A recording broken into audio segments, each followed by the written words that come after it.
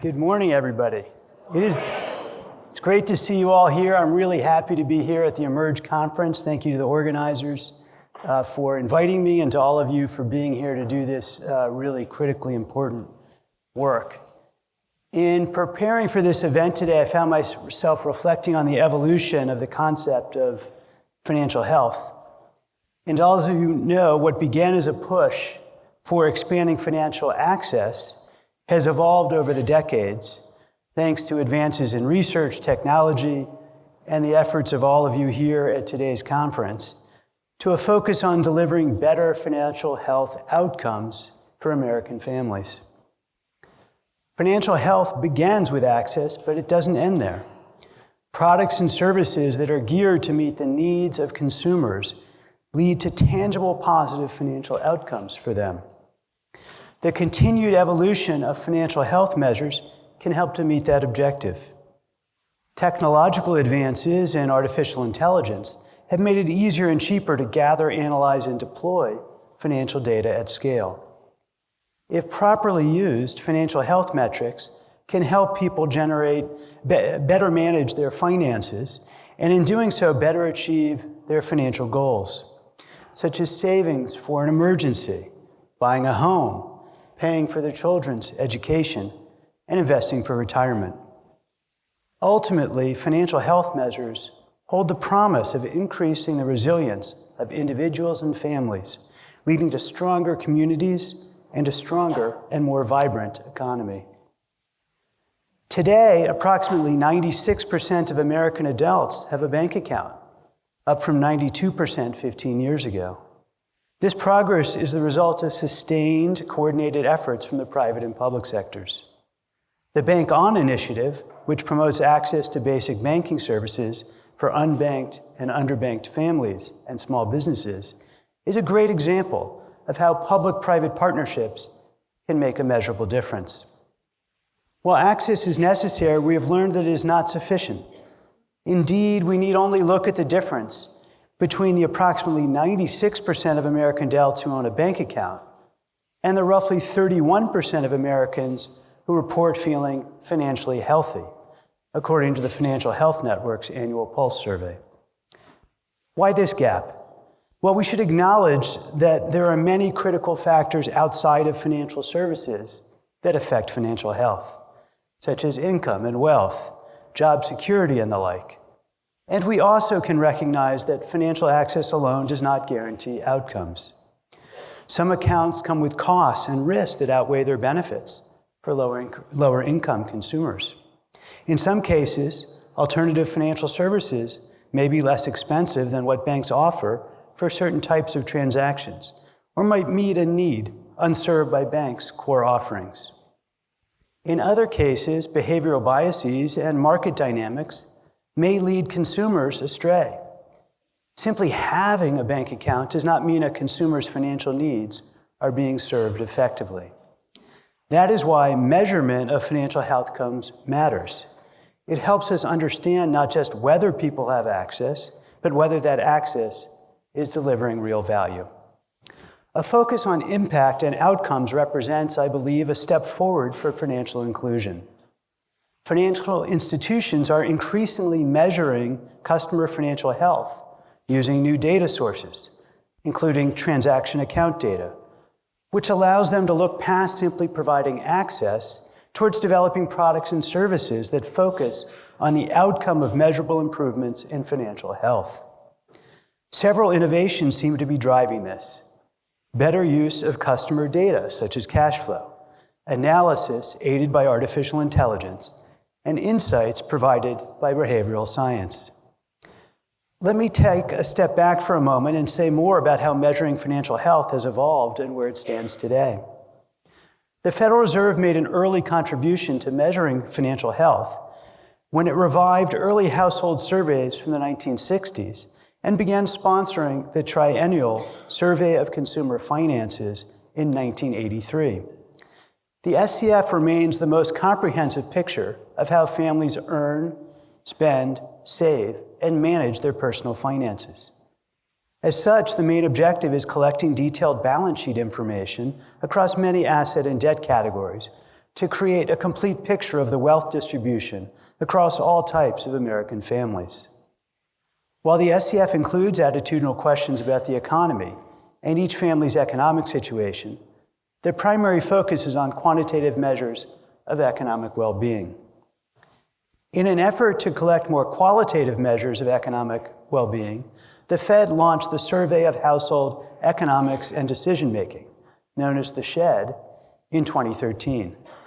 The SHED collects annual metrics that are released shortly after data collection and aim to qualitatively evaluate the financial well-being of households, with a particular attention on the risks that they face. In other words, the principle of financial health was fundamental. The survey is modified each year to take on changes in the economy and evolving challenges. The SHED was particularly valuable during and after the COVID-19 pandemic, when the challenges to household finances were dramatic. Among other contributions to the public discussion of financial health metrics is the SHED's popularization of the $400 test, in which we ask households how they would handle an unexpected $400 expense. Many people, I believe, were surprised to learn that nearly 40% of households did not have the cash to comfortably pay off this expense in full. And that's still true today at about 37%. I believe that metric, which we continue to track each year, has helped the public and government leaders to better understand how many households are vulnerable to adverse economic developments. The other banking agencies have also contributed to our understanding of financial health as well. And beyond government, nonprofits and academic researchers have developed financial health surveys, including some that are now bolstered by linking to administrative data. They are also using data to help businesses, including depository institutions, evaluate the financial health of their customers. And of course, the Financial Health Network has done a great deal in this area. The convergence of several forces have created new opportunities. As I said at the outset, better access to data has opened new horizons for research. Behavioral science is helping better explain consumer decision-making. And analytical tools, now also including generative AI, are helping research to generate deeper insights. Together, these innovations are moving the study of financial health beyond self-reported perceptions to more granular, quantifiable, and actionable metrics that can provide insight in real time. For many businesses, this is the kind of rigorous assessment that is needed to design products and marketing outreach to better suit the needs of their customers. There is more work to do in realizing the potential of these new tools and practices. Banks are making use of these metrics to differing degrees. Practices range from senior executives learning about and getting comfortable with the data and the idea of altering business plans based on the data, to some banks beginning to offer customer-facing tools, all the way to some institutions that are already integrating the lessons from this data in product design, portfolio monitoring, and proactive interventions to help consumers facing challenges. These tools require careful design using behavioral science. We have heard, for example, about firms studying how different customer segments interact with new product features that prompt customers to transfer small amounts into savings. Firms typically find these interventions to work as intended, increasing savings for consumers with lower starting balances. But there have been instances where measurement identified an unintended consequence of reducing savings for customers with larger balances. This kind of insight, possible only through rigorous measurement, can help institutions refine products to better serve their customers. While firms are using new tools to measure financial health, they must continue to ensure that financial products do not pose a risk to consumers. Consumer protection plays a vital role in promoting financial health by ensuring that individuals are treated fairly, transparently, and ethically in the marketplace. Strong consumer protections help prevent deceptive practices, hidden fees, or predatory lending, all of which can undermine personal financial stability. When consumers have access to clear information and effective recourse mechanisms, they are better equipped to make informed decisions, to manage risks, and to build long-term financial security. Consumer protection is part of the Fed's mission. Ultimately, a robust consumer protection framework fosters trust in the financial system, which is essential for both individual well-being and broader economic stability. Those financial institutions most advanced in their adoption of financial health measures are sharing promising benefits, both for the firms themselves and for consumers. Firms say that they are more accurately measuring the impact of new products and interventions with customers and better identifying their needs.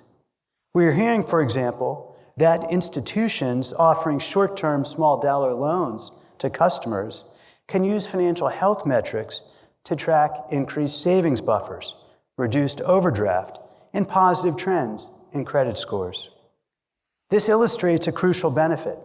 These measures allow firms to identify not only whether financially vulnerable customers are using products designed for them, but also whether they're actually benefiting from these products, enabling firms to modify their products when needed.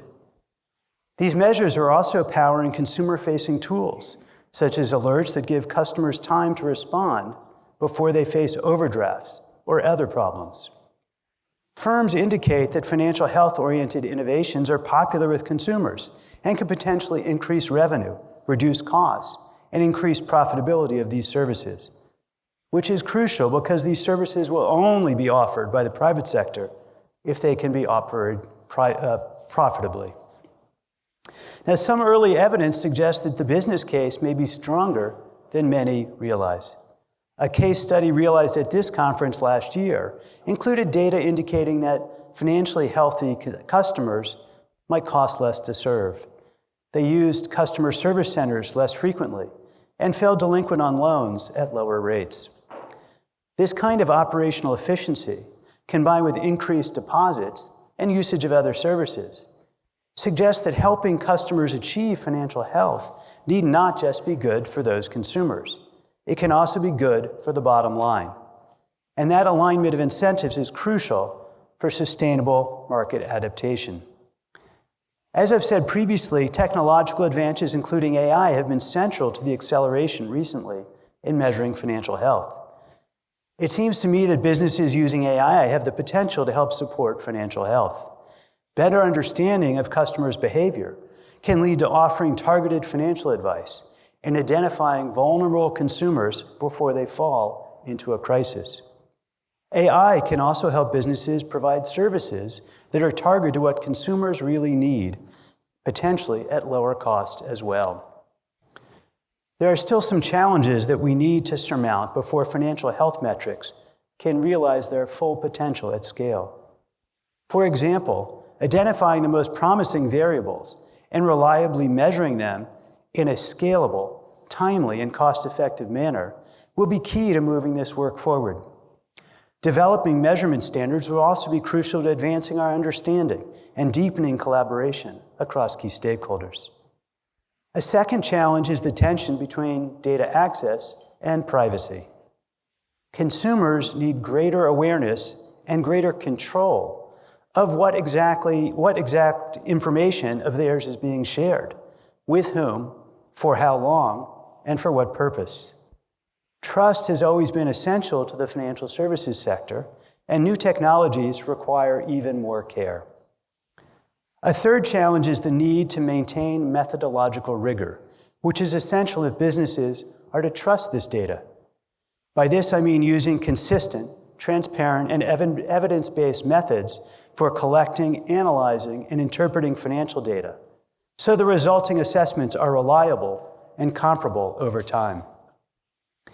And finally, a fourth challenge is helping consumers use financial health data. What works best is timely, actionable guidance that connects a specific metric to a specific goal and a behavior that makes the goal achievable.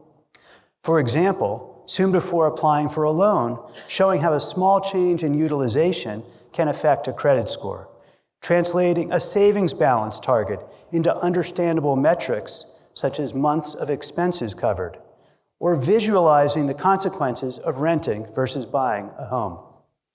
Simple benchmarks, personalized targets, And default settings help turn abstract numbers into manageable actions. Of course, focusing on metrics alone is not enough. Consumers can understand their numbers yet still struggle to improve them because of income volatility, rising living costs, behavioral biases, and the complexity of financial products. Metrics can also sometimes oversimplify financial health, encouraging short-term optimization, such as boosting a score, as I just described, over behaviors that create long-term stability. To be effective, financial health metrics must be paired as well with products that meet the needs of lower-income households. This will mean working together. Financial institutions will need to prioritize creating products and services that help vulnerable customers and commit to measurement and sharing best practices. Vendors and other technology providers will likewise need to enable management through data portability and standardization. Nonprofits play key roles by providing financial education and connecting people to trusted providers with products that meet their needs. And all of us would benefit from independent evaluation of emerging approaches. We have the data infrastructure, the analytical tools, and the behavioral insights to measure and meaningfully improve financial health at scale. The question is not whether to embrace these tools, but how to ensure that they deliver on their promise. Imagine a world in which financial institutions use financial metrics to design, with intentionality, products and services that put vulnerable people first. The Fed stands ready to help to meet this opportunity. Thank you all very much.